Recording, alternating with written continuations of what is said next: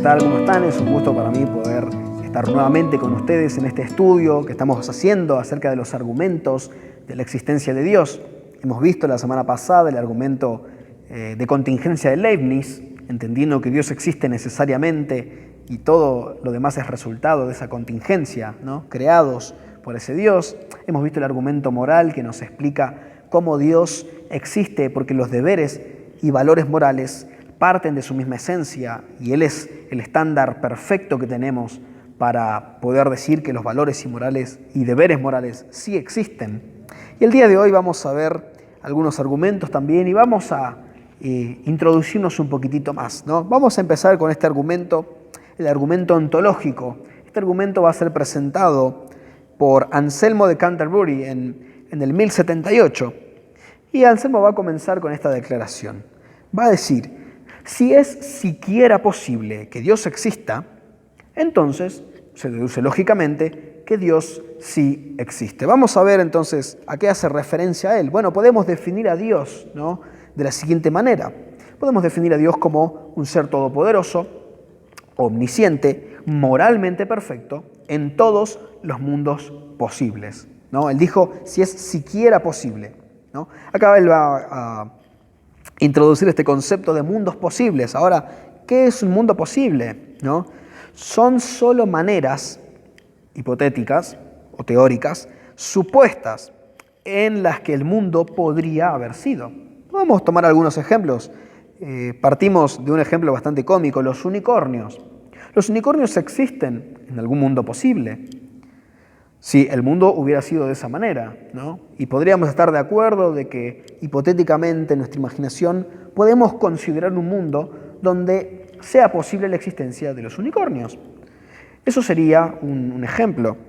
Ahora, un soltero casado, por otra parte, no existiría en ningún mundo posible. ¿Por qué? Porque esta idea es lógicamente incoherente. No podemos decir que alguien es un soltero casado. No, porque la misma definición se contradice, entonces es algo totalmente incoherente. Entonces ahí vemos la coherencia como un estándar, ¿no? Algo puede ser llegado a considerar coherente, por ejemplo los unicornios, y podríamos llegar a decir, sí, pueden existir en algún mundo posible, pero un soltero casado no podría existir, porque ya sería absurdo, sería incoherente. De la misma manera, entonces, la idea de un ser extremadamente grandioso en algún mundo posible es lógicamente coherente. Entonces, esto es posible. Pero, si este ser puede existir en algún mundo posible, para ser máximamente grandioso, como lo definimos al principio, debe existir en todos los mundos posibles. Claro, si yo considero la idea de un Dios y digo que ese Dios es un ser máximamente grandioso, omnisciente, moralmente perfecto, pero lo limito a algún mundo posible, no es tan máximamente grandioso. Entonces debería ser real que ese Dios tan grande que considero real en algún mundo posible, sea real en todos, ¿no? Porque eso lo haría máximamente grandioso. Entonces, un ser máximamente grandioso podríamos decir que realmente existe.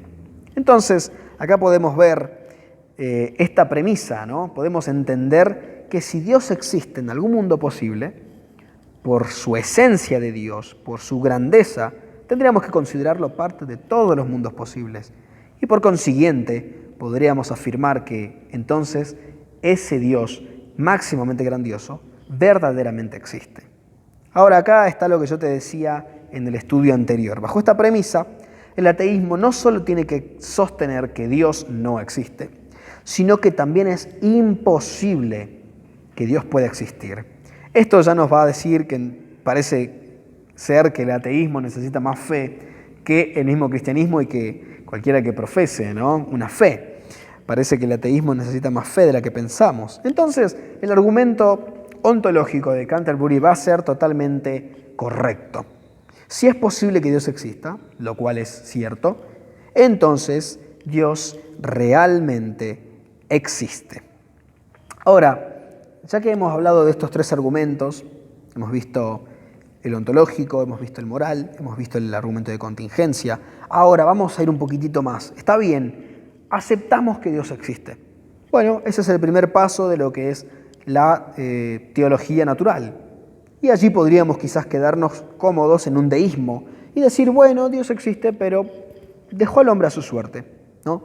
Ahora tendríamos que preguntarnos, bueno, ¿cómo ese Dios forma parte de la vida del hombre? ¿Cómo ese Dios realmente quiere ser parte o no? Y allí comenzamos a buscar en las diferentes religiones, si lo queremos llamar así, cuál Dios es el correcto. Entonces, en este caso vamos a nosotros explicar de manera sencilla por qué aceptar la fe cristiana como aquella verdadera fe, como aquella que profesa al verdadero Dios. Bueno, ¿cómo poner en prueba el cristianismo? ¿No? Muchas veces hemos sido cuestionados de nuestra fe, muchas veces se ha hablado de que somos gente tonta, que somos gente incoherente, que somos gente fanática. Fanática creo que es la palabra que más ha sonado.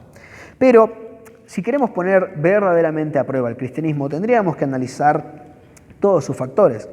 Podemos decir que descendemos del judaísmo, que descendemos de la fe hebrea, podremos hablar de la historia, pero el punto de referencia máximo, si queremos tocar la médula del cristianismo, si queremos ir al punto principal, el punto de apoyo de toda la creencia judeocristiana, de la fe cristiana, se halla en la persona de Jesús.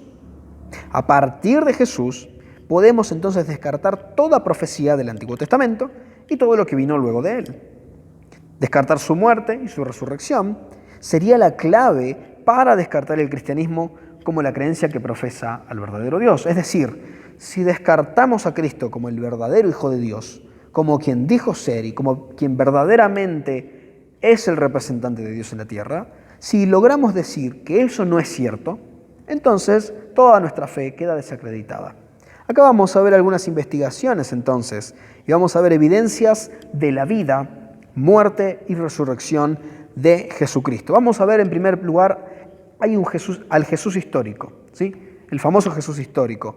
Podemos decir que sabemos históricamente, y acá vamos a leer algunos testimonios de personas que no profesan la fe cristiana, de la verdadera existencia de este Jesús.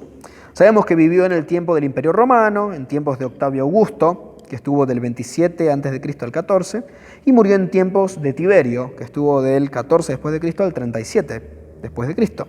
Vamos a ver entonces algunos testimonios. Podemos ver el primer ejemplo de Cornelio Tácito. Voy a leerlo porque es un poquito largo. Tácito va a nacer en el 52 al 54 después de Cristo y él es un historiador romano, ¿sí?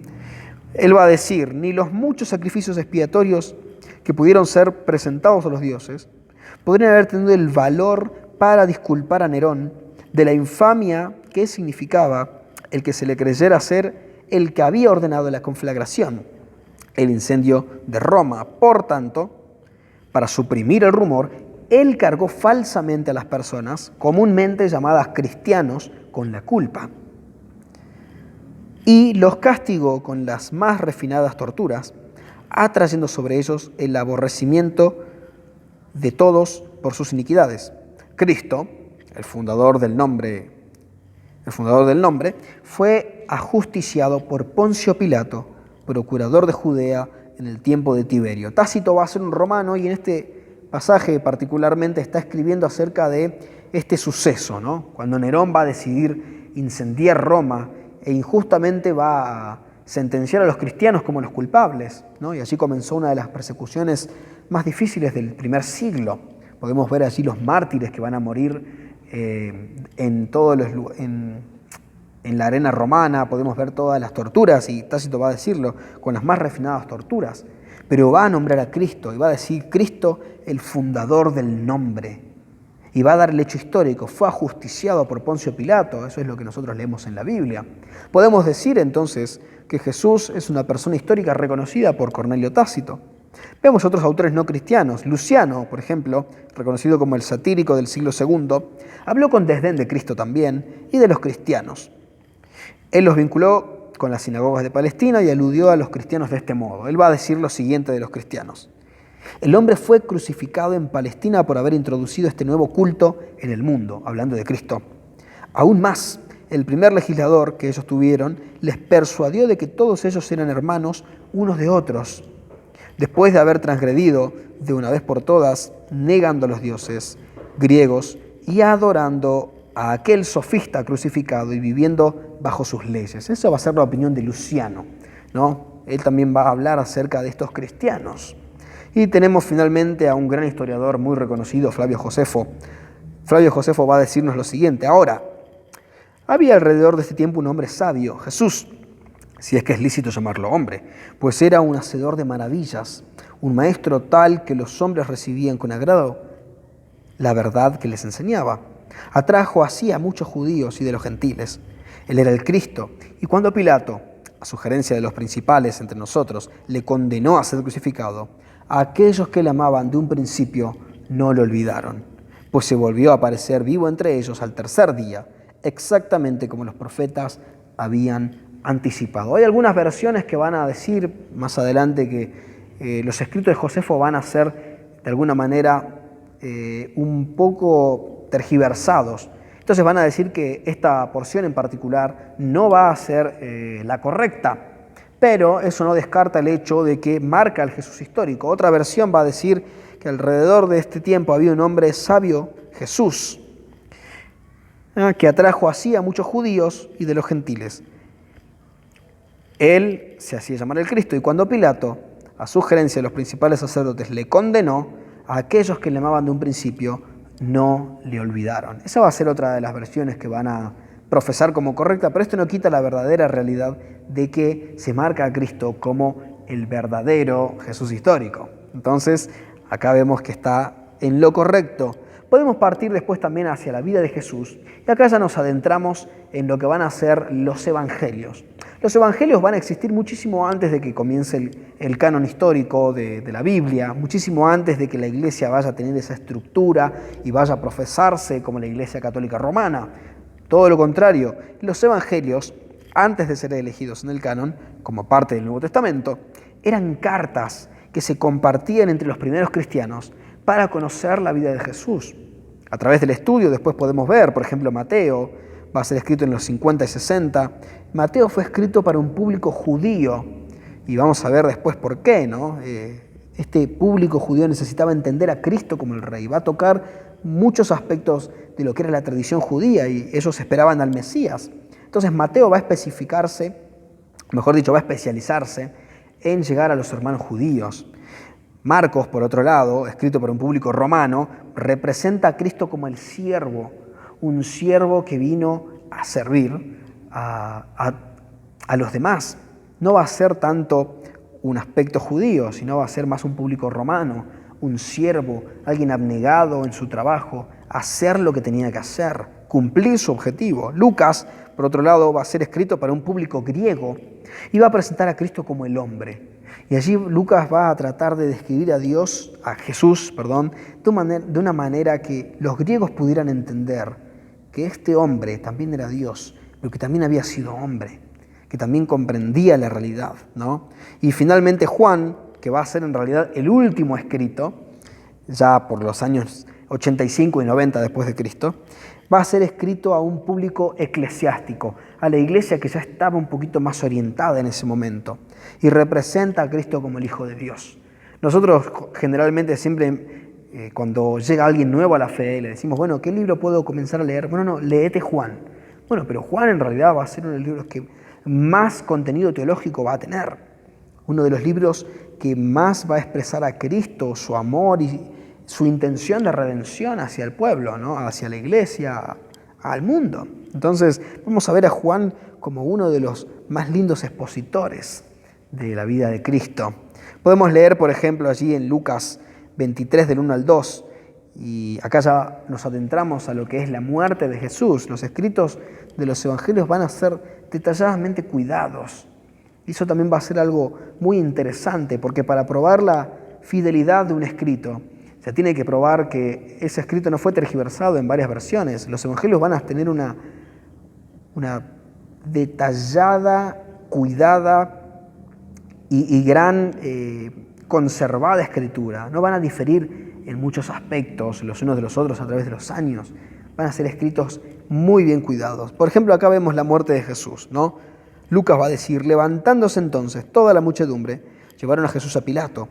Lo mismo que nos decía Tácito, ¿no? Lo mismo que también nos decía Josefo, y comenzaron a acusarle diciendo, a este hemos hallado que pervierte la nación, que prohíbe dar tributo a César, diciendo que él mismo es el Cristo, un rey. Ahora, ¿por qué tiene tanto énfasis y por qué se le fue condenado a Cristo delante del juicio romano? ¿Por qué directamente ellos no lo pudieron asesinar por su lado? Bueno, podríamos decir, ¿no? Ellos tenían toda la facultad de hacerlo. La acusación delante de Pilato debía tener un sentido político, ya que por simples acusaciones en cuanto a la religión, ellos no estaban capacitados a sentenciar a muerte, ¿no? No podían ser consideradas en el ámbito de la justicia romana.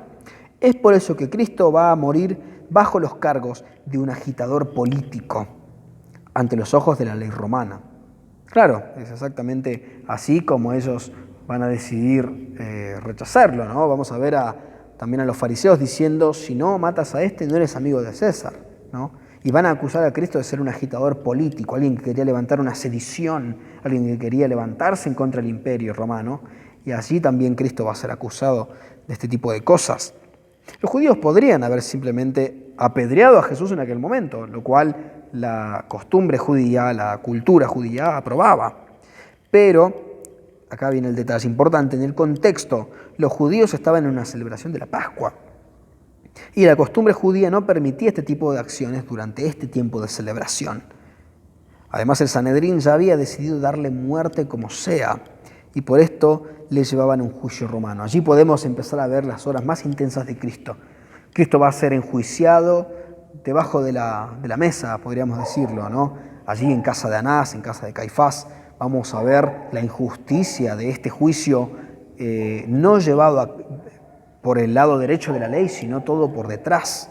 Vamos a ver cómo Él va a ser injustamente castigado, injustamente enjuiciado, injustamente crucificado. La muerte de Jesús. Ahora, hasta acá podríamos decir que es un hecho histórico real. La clave y lo que todo el mundo difiere es en cuanto a su resurrección. Bueno, durante la historia han aparecido varias teorías, y acá vamos a ver 4 nada más, para explicar la resurrección como una mentira. Se ha tratado de desprestigiar este momento. Entonces vamos a ver, por ejemplo, vamos a describirlas y luego vamos a ver la respuesta a ellas, ¿no? Vemos la teoría del desmayo, por ejemplo.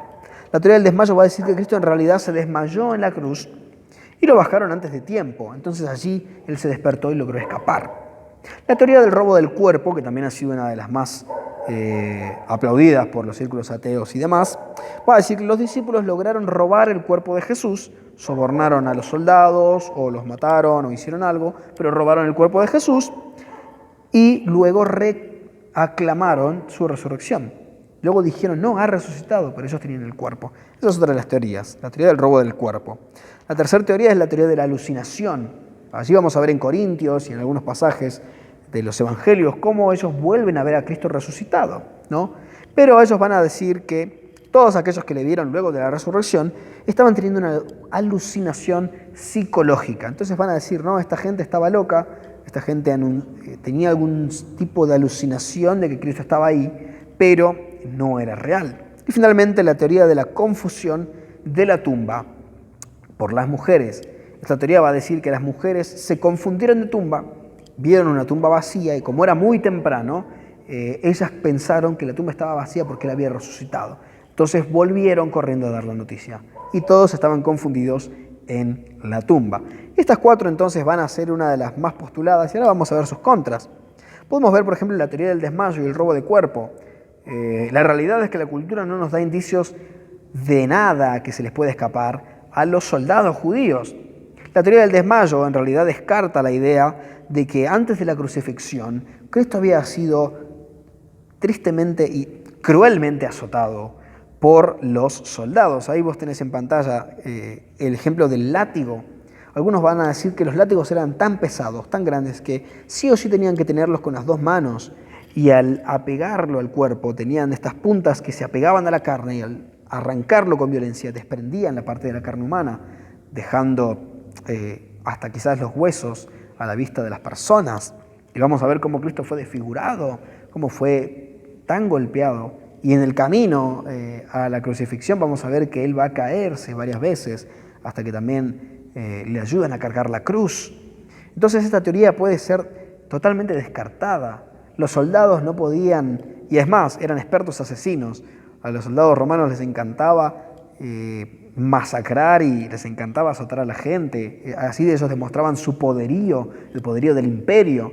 Entonces era totalmente absurdo considerar una teoría del desmayo. Por otro lado, la teoría del robo del cuerpo también, recordemos que había una guardia romana, ¿sí? Allí en Mateo 27, del 62 al 66, vamos a ver a los judíos pidiendo guardias para la tumba de Jesús, para que ellos no digan que robaron el cuerpo y que Cristo resucitó. Entonces se les va a conceder esta guardia romana y se va a cuidar la tumba de Jesús.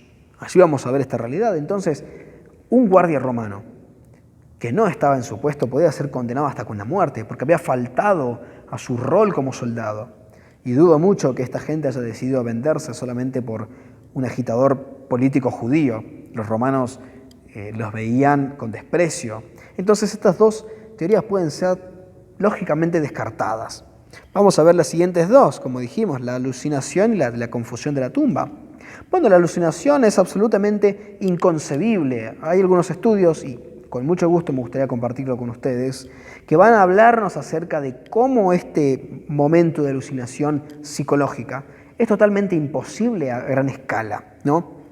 Podemos ver aquí la opinión de Thomas Todburn, uno de los expositores en decir que esta teoría es totalmente falsa. Él va a decir, es absolutamente inconcebible que unas 500 personas, como lo describe uno de los libros de Pablo, de estado mental y temperamento promedio, en números variados, en tiempos, situaciones diferentes, experimenten toda clase de impresiones sensoriales y que todas estas estuvieran basadas enteramente en la alucinación subjetiva. Él va a decir que es imposible que esa cantidad de gente en diferentes partes, en diferentes momentos, hayan tenido tal capacidad de alucinación tan sensorial. Y vamos a recordar allí a los apóstoles tocando el cuerpo de Cristo, vamos a recordar cuando Él comió con ellos, cuando Él caminó con los que iban camino de Maús, cuando se apareció a cada uno de ellos, experiencia sensorial. Vamos a ver, y Todburn y otros autores también van a refutar cómo delante de la psicología y de todo lo que se conoce hasta ahora es imposible que haya sido una alucinación. Y la confusión de las tumbas de las mujeres, bueno, en la cultura judía la mujer era considerada menos. La mujer era descartada, la mujer era considerada alguien no tan importante. Entonces, los escritos de una mujer simplemente no tendrían tanta validez. Pero por contrario, acá Frank Morrison va a decir, la historia de las aventuras de las mujeres se halla en los documentos auténticos más antiguos que poseemos. Esto aparece en los 4 evangelios y hasta en el evangelio apócrifo de Pedro. Ahora, ¿por qué conservar tan cuidadosamente y con tanta intensidad el testimonio de las mujeres en una época y en una cultura donde eso estaba totalmente desacreditado? Bueno, justamente intensificaba el hecho, ¿no te parece? Acá también Morrison y otros autores más van a hablarnos acerca de que esto es totalmente errado. Entonces acá podemos ver el cuadro de Lewis. Lewis va a decir, Jesús dice ser Dios. Ahora, tenemos dos opciones. Esto o es falso o es verdadero. Si es falso, bueno, entonces él sabía que era una mentira, entonces fue un mentiroso, entonces fue un necio porque murió por una mentira, ¿no te parece? Si él sabía que todo era una mentira, ¿por qué morir por una mentira? ¿Por qué dejarte ser injustamente enjuiciado, azotado, crucificado, si vos sabés que es una mentira? Parece muy ilógico, ¿no les parece? La otra opción, si es falso, podríamos decir que él sinceramente estaba engañado. Entonces fue un lunático. Pero un lunático con un esquema tan cuerdo parece ilógico también. Entonces podríamos decir que si es verdad, tenemos dos opciones. Usted puede aceptarlo o usted puede rechazarlo. Acá vemos entonces algunos ejemplos de cómo la realidad de Jesús, su vida, su muerte y su resurrección son totalmente acontecimientos reales. Acá vemos una de las frases de Lewis. Lewis va a ser un escéptico que va a convertirse, quizás lo ubican más por las películas que han salido hace un par de años, las Crónicas de Narnia, él va a ser el autor. Y Lewis va a decir, usted puede encerrarlo como si fuera un loco, usted puede escupirlo y matarlo como si fuera un demonio, O puede caer rendido a sus pies y llamarlo Señor y Dios. Pero no nos presentemos con la necedad condescendiente de que Él fue un gran maestro humano. Él no nos ha dejado abierta esa posibilidad. Dios no quiere que le reconozcamos, Jesús no quiere que le reconozcamos como un simple sabio, como un simple hombre de la historia, como un simple hombre de bien. Porque esa opción nunca quedó abierta. Porque Él nunca dijo, pueden considerarme, pueden venir conmigo y está todo bien, si quieren solamente verme como un sabio. Jamás. Él dijo que el que quiere seguirme tome su cruz y sígame. Y el que no quiere, así está la puerta, yo no los obligo. Pero no tengamos esa irrespetuosidad de considerar a Jesús solamente un buen hombre, porque esa opción no nos ha sido dada. Juan, capítulo 3, versículos 18 y 19 dicen, el que en Él cree no es condenado, pero el que no cree ya ha sido condenado, porque no ha creído en el nombre del unigénito Hijo de Dios. Y esta es la condenación, que la luz vino al mundo y los hombres amaron más las tinieblas que la luz, porque sus obras eran malas. Y acá volvemos al inicio cuando hablábamos de ese instinto de rechazo deliberado. El hombre decide no creer, el hombre decide hacer un Dios a su imagen y semejanza donde se comprenda a Él amado, donde piense que ese Dios es exclusivo para Él y que solamente ese Dios existe para su bendición. Y yo tengo que cumplir con ese Dios, tengo que hacer algo cada tanto y me siento a gusto. Y vamos a ver tantas religiones que van a intentar hacer lo mismo, pero la realidad es otra. El que no cree ya ha sido condenado. Y si estás viendo este video y estás acompañándonos por primera vez, Dios no te da la opción de considerarlo como alguien bueno, como una opción moral, como una opción ética favorable. Dios no te da la opción de que seas un tibio. Dios no quiere tu aceptación de su argumento. Dios quiere tu corazón o quiere tu espalda, pero que tomes una posición, porque Dios está listo para darte un sinfín de bendiciones, está listo para mostrarte la realidad de su poder, o está listo para dejarte irte a tu suerte, sin necesidad de obligarte. Que Dios les bendiga, que tengan una hermosa semana y hasta el próximo estudio.